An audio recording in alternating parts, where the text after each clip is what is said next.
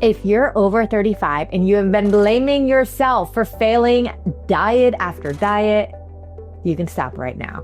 It was never your fault. The truth is, most diets were never designed for long-term success, especially not for women that are navigating all those hormone shifts if you've got tons of stress going on and real life. In this episode, I will break down why traditional diets backfire and what actually works instead without restriction, without guilt, or calorie deprivation. I'm Carrie Lipoli, a nutritionist and behavior specialist, and I am over the BS of the diet industry and instead teach my clients a BS of a totally different kind. And in today's episode, we're going to dig into exactly the BS you should be following. Now, let's first get into the concept of what it means when something works. Because I hear all the time, well, the diets worked until they didn't.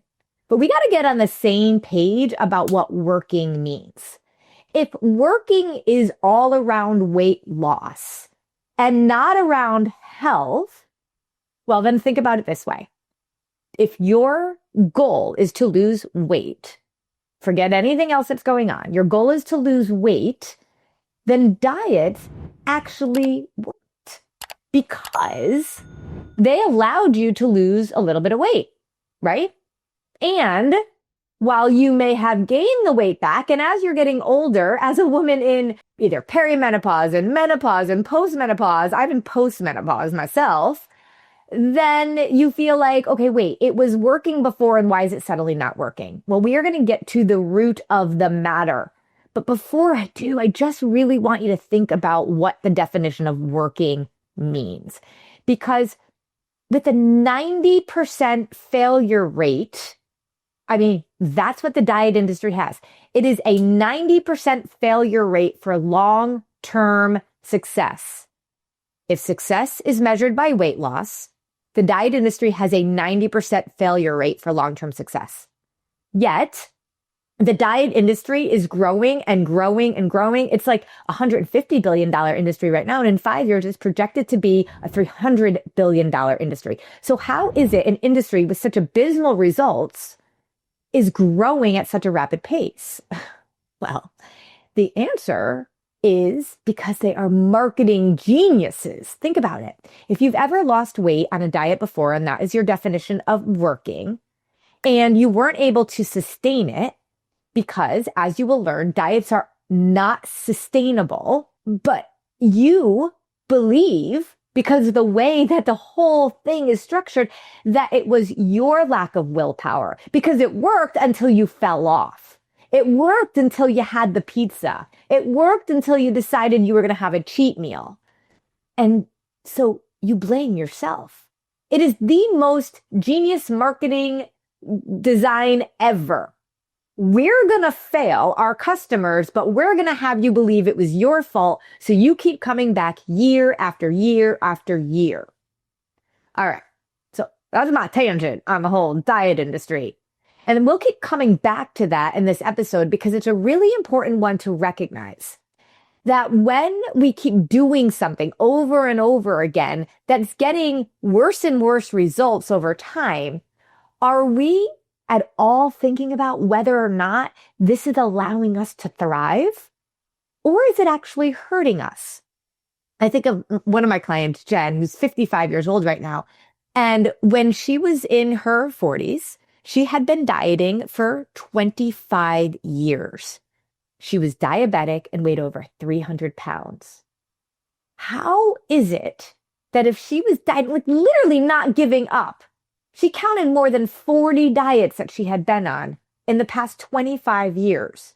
This isn't a lack of trying, but when we're seeing results, not even like it's not working, we're actually regressing, right? We're gaining more and more weight, but even more so, we're getting more and more unhealthy. She literally had metabolic disease, but she hadn't stopped dieting. Now, she was doing different diets. And so one of the downfalls that we believe is that each diet is actually different. We have to get on the same page about what a diet means. Because a diet even though they may be called different things. You can call it keto. You can call it intermittent fasting. You can call it calorie counting, Weight Watchers, Jenny Craig, whatever you want to call it. It's always around deprivation, putting your body in some sort of a restriction and deficit. Now, do I think we need to be disciplined in our nutrition? Of course we do. But putting our body at a deficit year after year after year, whether it's a caloric deficit or it's a macronutrient deficit. Think about macros. There's only 3 macronutrients: protein, fat, and carbs. Macro to me means big, important. And when we just say, like we did in the early 90s, we have to get rid of fat, what happened? Well, we put a whole lot of garbage in our food and people started gaining more and more weight, getting more and more unhealthy. Well, now we're cutting out carbs and we are seeing the impact of that. Not only are we, like 93% of people right now are metabolically unhealthy, but yet they don't eat carbs. We need carbs. Carbs give us energy. The problem is we don't know enough about food. We don't know enough about our body. And we keep sitting in the passenger seat of our own airplane. And instead, we need to be the pilot. We keep listening to what all these diet trends are telling us. And we are wondering why by the time we hit menopause, we are in such a bad state. And what's amazing is Jen, who I was just telling you about, when she actually implemented the same exact things that I'm going to teach you today in this episode, she is now literally, she will say this all day long, I am at my optimal health and therefore I am at my optimal weight. She doesn't even know what that weight is. But if you could see Jen, she is at the gym at 4:30 every morning. She is eating all day, every day, doesn't count calories, and has a great relationship with food in her body. If you look at a picture of Jen, she looks 20 years younger than she did when she was in her 30s. It's just absolutely crazy because diets have us believing that if we take in less than we burn, we will lose weight. And if our goal is simply weight loss and it quote unquote worked when we were in our 20s, but we weren't able to stick with it, we believe it was our fault. So we keep doing it over and over and over again. The cycle of yo-yo dieting is really where a massive problem lies. So let's talk about that cycle because here's what ends up happening. So we decide we're going to go on a diet. We cut out macronutrients like carbs, we cut calories, all of that kind of stuff. And then what happens next? Well, our blood sugar ends up dropping, especially when we are restricting. When our blood sugar drops, it's amazing what happens with our body. Our body burns muscles, our hunger and cravings intensify, and our hormones start to get out of whack. Our energy crashes. So then we feel like we don't have enough willpower, but our body's actually talking to us. I need us to think of those symptoms as check engine lights, not just nuisances. Like it's actually things that are telling us, hey, we're holding you accountable right now. It's your body's way of holding yourself accountable. But what do? We literally put the tape on the dashboard when the check engine light is on. We ignore it. We try to power through it. Hunger is our body's way of saying, hey, my blood sugar's low. We need nutrients. But in the dieting world, we just believe we have to muscle through hunger and then our body is going to burn fat. It doesn't work that way. And you know that, right? Because it may have quote unquote felt like that worked when you were younger, but suddenly it doesn't anymore because it wasn't designed for our body to thrive when we did that. And so we have to stop. We would never drive our car for a year with the check engine light on, but yet we do that with our bodies. So we have cravings, that we have all this stuff going on. Then we end up feeling like we just don't have enough willpower. We add back in carbs. We go off the wagon. We have a cheat meal, whatever it is, we're off the diet. Because let's be honest, a diet you're on or you're off, right?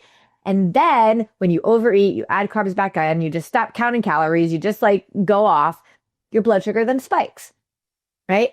And when your blood sugar spikes, something called glycation happens. And when your body glycates, it means your blood sugar is spiking up. Well, all sorts of things happen. First of all, we store fat. Our body can only use so much glucose, and the excess gets stored as fat. It's actually quite amazing. Our body is our best friend. And it's just doing that to protect us, because if you had all of those, if you glycated like that and all those free radicals just were hanging out in your system, it would be toxic for you. So our body's like, hey, we're going to store those in some nice little fat cells for us.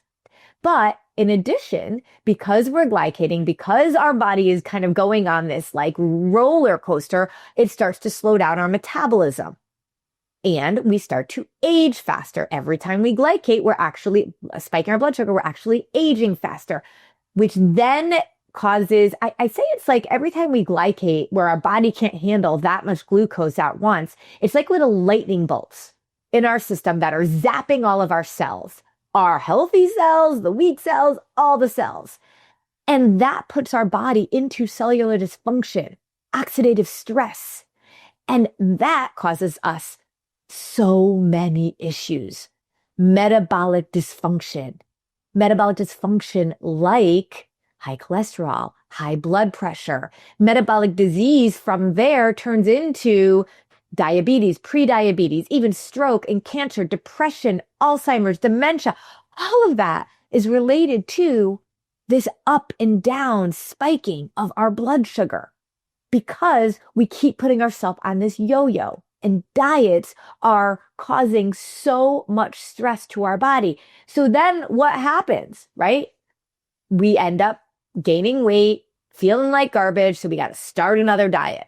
But every time we go around that cycle where we cut carbs, our blood sugar's low, we add stuff back in, our blood sugar's high, we go over and over and over this cycle. Think about all the years that our body is actually trying to constantly compensate.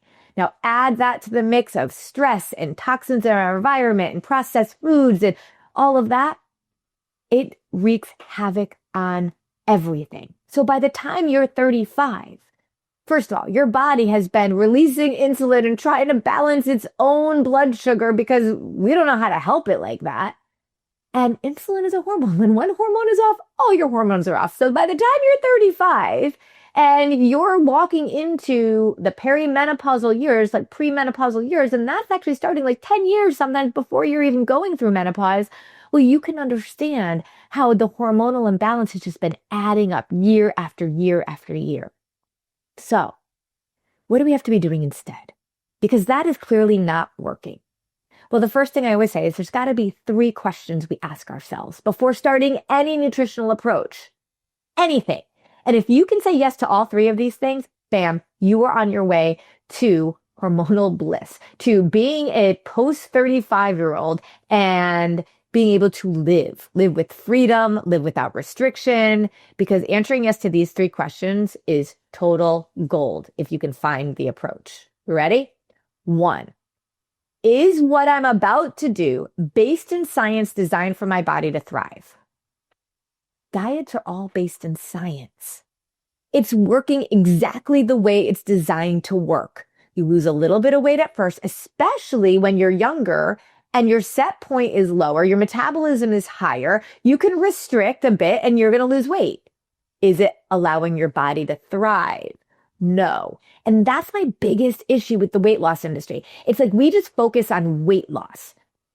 And this is what I say constantly. If we just focus on weight loss, we get nothing. Because with a 90% failure rate, we don't get any results over time. But if we actually focused on health and what our body needs, we get both weight loss and health. And if you ask yourself, is what I'm doing designed in science, designed for my body to thrive? That's going to eliminate just about every single restrictive diet out there. Because name one thing that thrives in a deficit. Name one thing. Nothing. So you can tell that if you have been on the dieting thing since you were 20, by the time you're 35, that's been 15 years. My average client in my private practice is about 55 years old, and she will admit that she has been on diets doing that yo-yo for 40 years. The average is 32 years. So 32 years of doing something, you're going to get pretty good at it. And you're going to get pretty good at your body having to adjust over and over and over and over and over again. All right, question number 2. Can I do what I'm doing for the rest of my life? The relationship with your body is like any other relationship. It thrives on consistency, not perfection. Think about a relationship that you have that is really strong, a relationship with your child, your spouse, your best friend, your parents. There is no way you have been perfect. but yet that relationship is strong. My husband and I have been married 25 years, and we are both far from perfect, but we absolutely know that our marriage is strong. If we get in an argument, we're not getting divorced tomorrow. We don't have to be perfect. Why though? What allowed us to build that strength? It was trust. And trust comes from positive interactions consistently over time. So be honest with yourself. How consistent have you been with your body?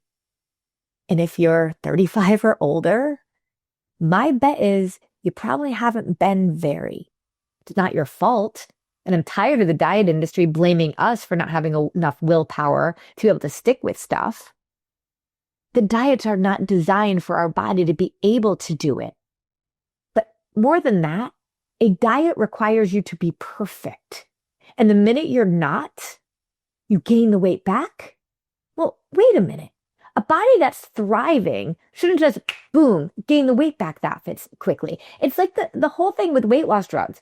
Like the red flag that I feel like everybody should be waving is the minute you stop taking it, everything goes back to the regressive state it was in. If your body is healing and thriving, you shouldn't get into one argument, change one thing, and bam, be done. Like, that doesn't make sense to me. And so, is it based on science designed for your body to thrive? And two, can you do it for the rest of your life? You need to be able to do what you're doing for the rest of your life, how you lose weight, how you get healthy, how you show up for yourself. It's not like a one and done. It's not a 30-day challenge. It's not like hard 75 or whatever that is. It's a lifestyle that you can do consistently so you can build trust over time with your body. And the third question, would you let your kids do what you're doing? I just watched the video of this woman who has like 150,000 followers. I think she got like 1 million views on this one video. And it was about the 20-hour fasting window. And she had chart paper and she was going through all the quote unquote science behind 20-hour fasting. I will argue all day long. She was talking about insulin resistance. And I get why she's saying what she's saying, because when we don't understand how to eat in a way that fuels our body and allows our blood sugar to be balanced, the answer is, well, just don't eat. I mean, and then when your body its blood sugar is really low, your body will start to adjust to try to balance it on its own when you're in that fasting state. And so do you know where it goes to be able to balance it on its own? It has to go to the most nutrient dense part of your body. It goes to your muscles. It is unfathomable to me as a woman, as she's aging, to suggest that we do a 20-hour fast when we know what it's doing to our muscles. And our muscles are our literal miracle drug, our longevity drug. The muscle we have to preserve, not use because we're not eating and our body's got to grab from it. It drives me crazy when I see it, but I understand what they're saying is the science around it because of insulin. But I eat all day, every day, and I eat carbs. And I have all the data from a continuous glucose monitor to show that I can keep my blood sugar stabilized all day long and still eat. And all of the clients I work with in my private practice can do so too. All of the health pros that I train that are certified to be able to teach the approach that I teach, bam, they're all seeing it too. It's just so basic science. But here's the biggest thing. Would you let your kids do a 20-hour fast? Would you let your kids do keto? Would you let your kids count calories? My daughters were 5 and 6 years old when they started talking about calories. Why? Because I was talking about calories. Because I had a horrible relationship with food. Because I looked at food as good or bad, healthy, unhealthy, too many calories. And when I would look at food that I thought was bad, I would say, oh, I can't eat that. Oh, I'm being bad. The guilt and the shame. I swear to you, I never taught my kids how to count calories. But yet they were talking about calories at 5 and 6 years old. And here's the kicker. Everybody, doctors, nutritionists, personal trainers, whenever I tell that story about my kids at 5 and 6 years old, talking about calories, they're all appalled. They're like, oh my gosh, that's terrible. I can see why that would be your kind of like wake up moment. And I look at all and I'm like, you're teaching women that caloric deprivation, counting and tracking your calories is the answer. Why is it, if it's not okay for our kids to do, at what age is it suddenly okay for us to obsess and restrict? It never is, especially when we know there's another way. My 5-year-old nephew eats to be able to balance his blood sugar. He doesn't know how to count calories. He just understands food and how to listen to his body at 5 years old. My 75-year-old father doesn't know how to count a dang calorie, but he reversed his prediabetes diagnosis by simply understanding about his body and what food does for it, not against it. So if you are over 35, I hope you were realizing, okay, this makes sense as to why I've been struggling for so long. And I have these check engine lights that are crazy right now. Let's talk about some of the check engine lights that you may have. Cravings, weight gain, fatigue, energy crashes, bloat, hormonal imbalances, sinus issues, hair loss, mood swings, UTIs, painful periods, non-alcoholic fatty liver disease, thyroid issues, immune issues, getting sick a lot, acne, inflammation, anxiety, depression, joint pain, brain fog, trouble falling asleep or staying asleep, hot flashes, reflux, migraines, dementia, Alzheimer's, waist size. Like if your waist size is more than 35 inches or 40 for men, that's a check engine light. High cholesterol, high blood pressure, insulin resistance, prediabetes, diabetes. I put that into the same category, by the way. Prediabetes does not mean you are okay. It means it's just basically you're diabetic. Chronic pain, PCOS, infertility, IBS, arthritis, heart disease, cancer, stroke, all of those can all be attributed to a dysregulated blood sugar. And if you have 2 or more of those, then you absolutely do. And if you are over 35, I guarantee you have been on a blood sugar roller coaster for most of your life because we are not taught this in the diet industry. What are we not taught? We are not taught how to fuel our body. We are not taught how to move our body. We are not taught about the pieces of the puzzle that all need to come together. People will say to me, Carrie, just give me a meal plan. I'm like, I cannot just give you a meal plan because if I just give you a meal plan, you are not going to follow it. It's not going to work in your life. It's not going to work on vacation. Like, remember, can you do this for the rest of your life? It can't be a time when life is perfect because when is life ever perfect? And a diet you can only do when life is perfect. But you wouldn't let your kids do it and it's not designed for your body to thrive. So we can't do any more dieting. So, and this is where I talk about how dieting is just a bunch of BS. But the BS that we actually need to be focusing on is blood sugar. Now, there's also the concept of what we believe, our belief systems, and our behaviors, our behavioral science. Those are the other 2 BSs that we have to focus on. But today, I just want to focus on blood sugar. There is something called 6 spinning plates that we need to keep spinning. Think about like plates on a rod, like in a carnival. Think about those 6 spinning plates, okay? All of them impact our blood sugar, every single one of them. Nutrition. We need to be thinking about what we're putting in our body, obviously. I'm going to talk about that in 1 second. Movement, exercise, like strength training. No, Orange Theory is not strength training. Walking is not strength training.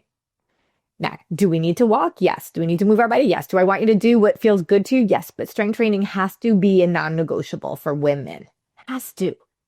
And it's so interesting because your body responds so much better to the food and all of your check engine lights when you're strength training. It's just this one thing. It's like this longevity drug. It's like the drug that we actually should be focused on. And it's so much better than a manufactured medication. And yet I can't get people to all do it. So we have nutrition, movement, sleep. Do you realize that one night of dysregulated sleep can impact your body like that of a type 2 diabetic? So if we aren't sleeping well, that is totally impacting our glucose response. Stress. When I wear a continuous glucose monitor, I could be eating absolutely on point and spike my blood sugar when I am stressed. So stress plays a big part of this. So what did I say? Nutrition, movement, managing our stress, sleep, hydration and supplementation. And supplementation isn't just about like vitamins and minerals, although those are important. I call it supplements and supplementation, like sauna or sweating. Huge. I put walking in this category because we need to be doing it every single day, like 8 to 10,000 steps a day, or like every 30 minutes doing like 2 minutes of movement. It helps regulate our glucose response. It's so incredible. People always ask me that, okay, what about the food then? Let's talk about the food. So nutrition, we do something we call eating in threes. In fact, it's called, we just name it PFC3, PFC, protein, fat, and carb every 3 hours. What? Carbs? Yes. Protein, fat, and carb? Like, yes. Those are the macronutrients that we need. If you've ever like counted macros for the day, it makes me maybe a little less mad than the calorie counting, but it still doesn't take into consideration blood sugar stabilization. You could eat like 350 calories of oatmeal and you're going to spike your blood sugar. Or you could eat 350 calories of turkey, almonds, and an apple, just for an example, and have a protein, fat, and carb, and you are going to keep your blood sugar stabilized, plus getting the nutrients that your body needs, including the amino acids from the protein. Carbs spike your blood sugar. Yes, we know that, but carbs also give us energy. But when we spike our blood sugar, our body needs to over-release insulin to be able to mitigate that spike because our body is amazing at trying to balance its blood sugar on its own. But if you keep putting your body on a blood sugar roller coaster, that insulin has to keep going after the blood sugar spikes to try to mitigate it.